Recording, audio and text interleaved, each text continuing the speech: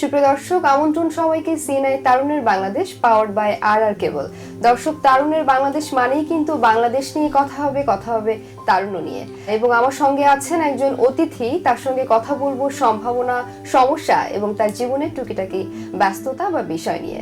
আমার সঙ্গে আছেন mister Abdul Halim Sarkar, manager program and training, Regency hospitality training institute. কেমন আছেন? আলহামদুলিল্লাহ ভালো আছি, আপনি কেমন আছেন? আমিও ভালো আছি। আমাদের স্টুডিওতে স্বাগত। জানি অনেক ব্যস্ত সময় কাটছে, সেই ব্যস্ততা নিয়েই আসলে প্রথমে জানতে চাই যে কি নিয়ে আসলে আপনার এখন বর্তমান ব্যস্ততা। ধন্যবাদ আপনাকে। ধন্যবাদ আমি সবার আগে দিতে চাই সিএনআই কে। সিএনআই বরাবরের মতো তারুণ্যকে নিয়ে সবসময় প্রমোট করে থাকে এবং তারুণ্যের যে সম্ভাবনা আছে, ক্যারিয়ার অপরচুনিটিস, আমরা আমাদেরকে নিয়ে এর আগেও সিএনআই আমাদেরকে নিউজ করেছে, তার জন্য আমি আন্তরিকভাবে তাদেরকে ধন্যবাদ জানাতে চাচ্ছি। আর আপনি যেটা জিজ্ঞেস করেছেন ব্যস্ততা, হ্যাঁ এখন একটু ব্যস্ততা যাচ্ছে, বিকজ আমরা বাংলাদেশ সরকার ট্যুরিজম এবং হসপিটালিটিকে প্রায়োরিটি বেস একটা ইয়ে করেছেন। তো তারই পরিপ্রেক্ষিতে অনেকগুলি প্রজেক্ট গভর্নমেন্ট থেকে আমাদের প্রাইভেট সেক্টরেও স্প্রেড আউট হচ্ছে। তো সেটা নিয়ে আমাদের বিভিন্ন ওয়ার্কশপ বিভিন্ন জায়গায় ইয়াতে আছে। তো সেটা নিয়ে এখন একটু ব্যস্ততা আমাদের। আচ্ছা, যেহেতু আপনি ট্যুরিজম নিয়ে কথা বলছিলেন, তো আমাদের বাংলাদেশের কিন্তু বিশাল বড় একটি খাত এই ট্যুরিজম। তো এই সেক্টরে আসলে বাংলাদেশ গভর্নমেন্ট কতটুকু কাজ করছে? ধন্যবাদ, আপনি খুব সুন্দর একটা কোশ্চেন করেছেন।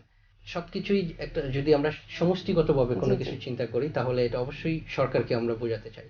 এবং অত্যন্ত আনন্দের সাথে এখন আমরা বলতে পারি যে আমাদের বর্তমান সরকার যিনি আছেন তিনি আমাদের এই ট্যুরিজমকে এবং হসপিটালিটিকে অনেক গুরুত্ব সহকারে এবং মানে এটাকে নিয়েছেন এবং এটার জন্য যা যা করণীয় আছে, এটাকে মেগা প্ল্যান বলি, মাস্টার প্ল্যান বলি, স্কিল ডেভেলপমেন্ট প্রজেক্ট বলি, সবকিছুই এই সরকার অলরেডি গ্রহণ করেছেন। কারণ আমরা বাইরের দেশে যখন দেখি তখন কিন্তু এই ট্যুরিজম সেক্টরটা কাজে লাগিয়ে তারা অর্থনৈতিকভাবে বেশ সমৃদ্ধ হচ্ছে এবং আমাদের দেশেও শুরু হয়েছে এটা নিয়ে চিন্তা ভাবনা করা। কারণ আমাদের ভীষণ বড় বড় কিছু সেক্টর আছে, কিছু ট্যুরিজম সেক্টর নিয়ে কাজ করার মতো জায়গা আছে।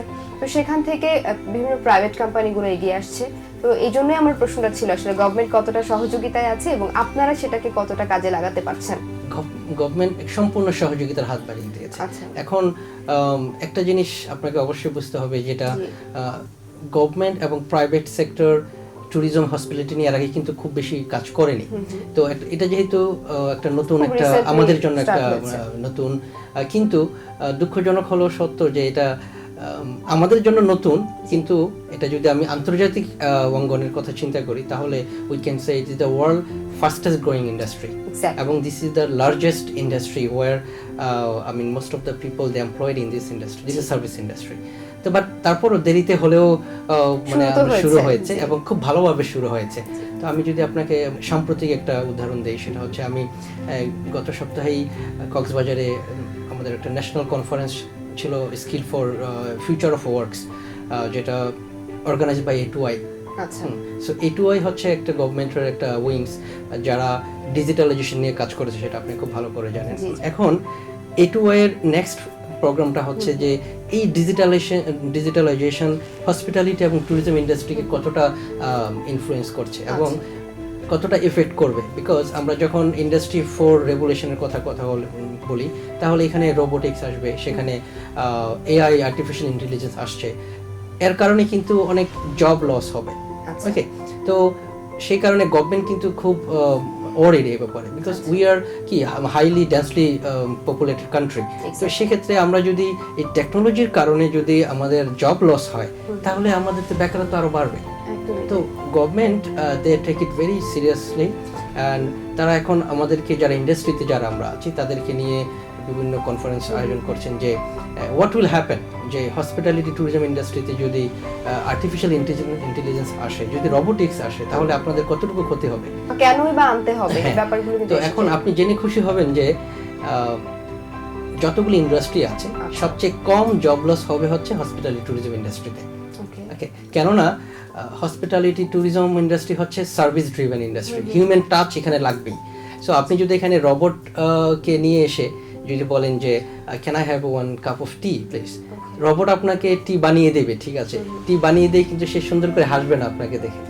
ওকে, সো আপনি কিন্তু টি খাবেন, ভালো কফিও খাবেন, বাট ওই যে আপনি যে একটা তৃপ্তি, একজন এসে আপনাকে বলল excuse me ma'am how is our tea, এটা কিন্তু রোবট বলবে না। So there is so many reason. এটা এই জন্যই আমরা বলছি যে হসপিটালিটি এবং ট্যুরিজম ইন্ডাস্ট্রিতে সবচেয়ে কম জব লস হবে। আমরা কি আলটিমেটলি আর্টিফিশিয়াল ইন্টেলিজেন্সের দিকে এগোচ্ছি এই হসপিটালিটি? জি এগোচ্ছি, অবশ্য আপনাকে এগোতে হবে। আচ্ছা, কেন এগোতে হবে এটা আমার কাছে প্রশ্ন। আমরা জবলেস পিপল কেন বাড়াবো আর কেন আর্টিফিশিয়াল ইন্টেলিজেন্স আনবো এখানে? বাড়াতে হবে এই কারণে, যেমন hospitality tourism industry is called global industry.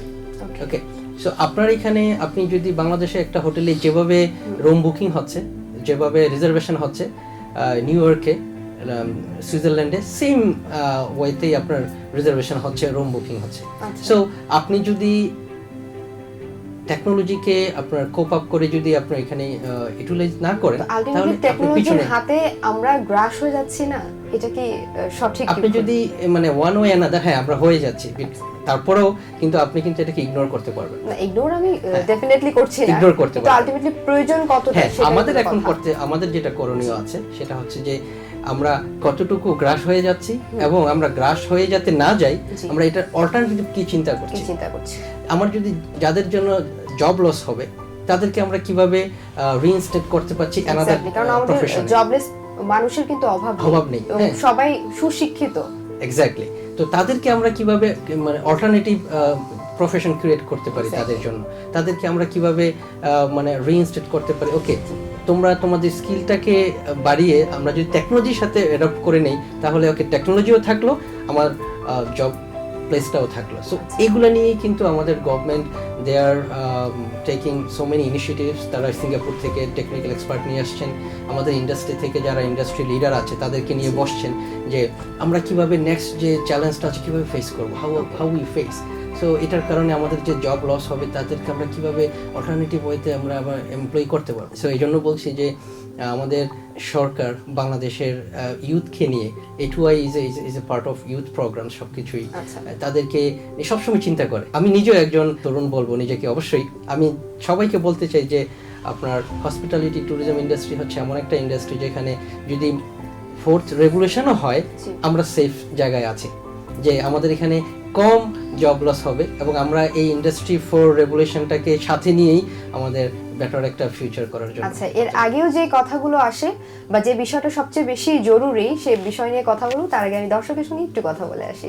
প্রিয় দর্শক, আপনাদের যাদের ভীষণ পছন্দ আমাদের সিএনআই প্রোগ্রামগুলো এবং যারা তারুণ্যের বাংলাদেশ সহ আমাদের বিভিন্ন প্রোগ্রাম দেখতে চান, তারা অবশ্যই আমাদের সোশ্যাল মিডিয়ায় কানেক্ট হতে পারেন, আমাদের সঙ্গে যোগাযোগ করতে পারেন বা আমাদের প্রোগ্রাম দেখতে পারেন আমাদের ফেসবুক পেজ থেকে, ইউটিউব চ্যানেল থেকে এবং ইনস্টাগ্রাম সহ বিভিন্ন সোশ্যাল সাইট থেকে। আমি ফিরে আসছি আবারও প্রশ্নে।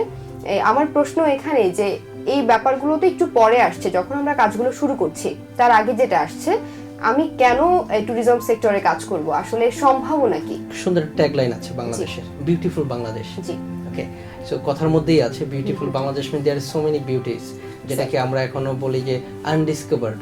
ওকে, অনেক কিছু আছে আনটাচড, এমন কিছু ডেস্টিনেশন আছে আমাদের দেশে। আমি যদি আপনাকে ছোট্ট একটা উদাহরণ দিই, আজ থেকে 5 বছর ম্যাক্সিমাম সিলেটের যে বিছানাকান্দি আছে, আপনি জানতেন কিনা জানি না, আমি জানতাম না। উইদিন দিস 5 ইয়ার্স বিছানাকান্দি কিন্তু একটা টুরিস্ট স্পট, এখন আগ্রহ নিয়ে যাচ্ছে। বাট এটা কিভাবে আসলো? মানে কোন একজন আপনার উৎসুক পর্যটক সে এটাকে ফেসবুকের থ্রুতে হোক অথবা সোশ্যাল মিডিয়ার কারণে অথবা এই যে সিএনএ এর মতো ডিজিটাল প্ল্যাটফর্মের থ্রুতে হোক সবাইকে জানালো যে okay go Bichanakandi, that is a beautiful place. So এরকম থাউজেন্ডস অফ প্লেস আছে বাংলাদেশে, ওকে, যেটাকে আমরা ওয়ার্ল্ড ট্যুরিজমের সাথে আমরা রিলেট করতে পারি। হ্যাঁ, এটা তো মানে নিঃসন্দেহে সত্য। আমরা অনেকেই জানি যে আমাদের অনেক বড় বড় প্লেস আছে। এখন মজার ব্যাপার হচ্ছে, আমি আপনাকে একটু এখানে থামিয়ে দিচ্ছি, সরি। মজার ব্যাপার হচ্ছে যে আমরা জানি আমাদের রিসোর্স আছে, খুব সুন্দর destination, but how to utilise it we don't know. Exactly, আমার প্রশ্নটাই। ওকে, এখন এটা জানার জন্য তো আমাকে, আমি যদি মানে এটাকে ইউটিলাইজ করতে চাই তাহলে আমাকে এটা সম্পর্কে জানতে হবে, ট্যুরিজম সম্পর্কে জানতে হবে, আমার হসপিটালিটি সম্পর্কে জানতে, সার্ভিস সম্পর্কে জানতে হবে। তো এটা জানার জন্য হসপিটালিটি এবং ট্যুরিজম হোটেল ম্যানেজমেন্ট এডুকেশন কিন্তু আমাদের দেশে খুব বেশি দিন আগে আসেনি। ওকে, তো এটা আসছে 2003-4 আমাদের দেশে এটাকে মানে পড়াশোনা নিয়ে সবাইকে চিন্তা ভাবনা করছে। তো এখন যারা আপনার পড়াশোনা করছে তারা কিন্তু এটা চিন্তা করছে যে আমি ট্যুরিজম নিয়ে পড়াশোনা করবো, এটাতে কি আছে? আমার তো ডাক্তার হওয়া উচিত, আমার তো ইঞ্জিনিয়ার হওয়া উচিত, অথবা কর্পোরেট ইন্ডাস্ট্রিতে আমি একজন ব্যাংকার হব, ওকে, ইনভেস্টমেন্ট ব্যাংকার হব। বাট ওরা জানে না যে আমি যদি এখানে ট্যুরিজম নিয়ে পড়াশোনা করি, হোটেল ম্যানেজমেন্ট নিয়ে পড়াশোনা করি, I can go any time Singapore, I can go any time Malaysia to work with them, because তাদের এখানে যে ট্যুরিজমটা, যে হসপিটালিটি ম্যানেজমেন্ট আমাদের এখানে সেম। এই যে নতুন প্রজন্মকে তারা কিন্তু এটাকে আসছে কিন্তু খুব স্লো, যদিও এখন আরেকটু ট্রেন্ড বাড়ছে। সিএনএর সাথে আমরা এর আগে একটা প্রোগ্রাম করেছি তারুণের বাংলাদেশ নিয়ে, আচ্ছা, সেখান থেকেও সবাই একটা মেসেজ দিয়েছি যে এই ইন্ডাস্ট্রিতে অনেক সম্ভাবনা আছে। আপনি যদি জেনে খুব খুশি হবেন যে আমি যদি ব্যাংকিং সেক্টরের কথা বলি, এখানে জব কিন্তু খুব বেশি অ্যাভেলেবেল নাই, আদার্স ইঞ্জিনিয়ারিং অ্যাভেলেবেল জব নাই, কিন্তু আমাদের এই ইন্ডাস্ট্রিতে এই মুহূর্তে 1 লক্ষের উপরে আপনার ভ্যাকেন্সি খালি আছে। আচ্ছা, এবং এটা টু 2025 নেক্সট 5 ইয়ার্স এটা যে 1.5 লক্ষ থেকে 1,60,000 গিয়ে দাঁড়াবে। কিন্তু এই 5 বছরে আমাদের যতগুলো ইনস্টিটিউট আছে, প্রাইভেট ইউনিভার্সিটি আছে, গভর্নমেন্ট ইউনিভার্সিটি আছে, যেখানে হোটেল ম্যানেজমেন্ট পড়াশোনা করাচ্ছে, সেখান থেকে সর্বোচ্চ 10 থেকে 12,000 গ্রাজুয়েট বের হবে। কিন্তু আমাদের ডিমান্ডটা দেখেন অনেক বেশি, 1.5 লক্ষর কাছাকাছি, বাট আমাদের সাপ্লাই হচ্ছে only 12,000। So this is the huge gap. তো এই ইন্ডাস্ট্রিতে লোক নাই, আর অন্য ইন্ডাস্ট্রিতে লোক আছে, জব নাই। তাহলে এই মেসেজটাই কিন্তু ইউথ তাদেরকে দেওয়া উচিত। শুধু মেসেজটা দিলেই হবে না, কারণ ডিসিশন মেকার কিন্তু ইউথরা না। আমার ডিসিশন মেকার আমি যখন স্টুডেন্ট ছিলাম, not me, it was my parents. তো প্যারেন্টসদেরকেও এখানে অ্যাওয়ার হতে হবে যে হ্যাঁ, আমি সেটাই আসলে বলছিলাম। তো সেখান থেকেই বলছিলাম যে কক্সবাজার বা সুন্দরবনের কথা যদি বলি, বিভিন্ন দেশের বাইরে থেকে কিন্তু তারা দেখতে আসছে আমাদের এই প্লেসগুলো। তো এটাকে ইউটিলাইজ করাটাই সবচাইতে জরুরি বলে আমার মনে হয়েছে। সে বিষয় নিয়ে কথা বলছিলাম।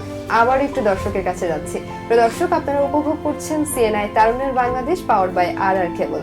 আপনার সঙ্গে এই কথা বলছিলাম এতক্ষণ ট্যুরিজম নিয়ে, এবং এই বিষয় নিয়ে আরো কিছু প্রশ্ন আছে আমার কাছে। আমরা একটু চলে যাচ্ছি স্টুডেন্টদের কাছে, অর্থাৎ বাংলাদেশে এখন বিভিন্ন ইউনিভার্সিটিতে কতটা ট্যুরিজম নিয়ে কাজ করা হচ্ছে সে বিষয়ে হয়তো আপনি বেশি ভালো বলতে পারবেন। এবং তার চাইতে বড় প্রশ্ন, অনেকে দেখা যাচ্ছে এইচএসসির পরে বিভিন্ন পাবলিক ভার্সিটিতে যখন অ্যাডমিশন দেয়, কোনো কারণে অ্যাডমিশন দেওয়ার পরে সে খুব ভালো কোনো ভার্সিটিতে বা যদি বলি পাবলিক বিশ্ববিদ্যালয়ে চান্স পেল না, তখন কিন্তু ফ্রাস্ট্রেটেড হওয়া শুরু হয়ে যায় এবং বিভিন্ন অবক্ষয় শুরু হয়। সেখান থেকে আপনাদের কোনো মোটিভেশনাল জায়গা থাকে কিনা, বা ট্যুরিজম সেক্টরের আসলে কিছু বলার আছে কিনা এখানে?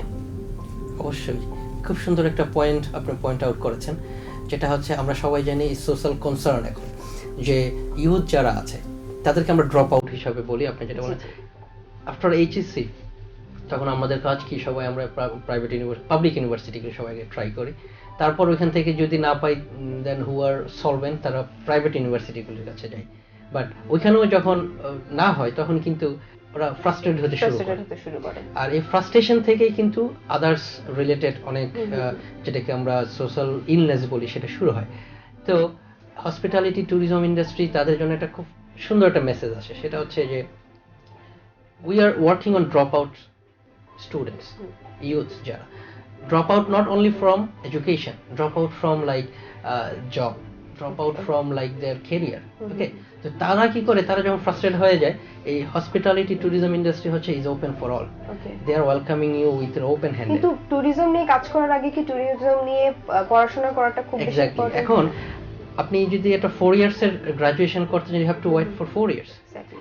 হসপিটালিটি ইন্ডাস্ট্রির এখানে আপনার আমাদের প্রত্যেকটা প্রোগ্রাম এমনভাবে ডিজাইন করা আছে, you can start with 6 months certificate course, or even 3 months, 6 months, 1 year, 2 years.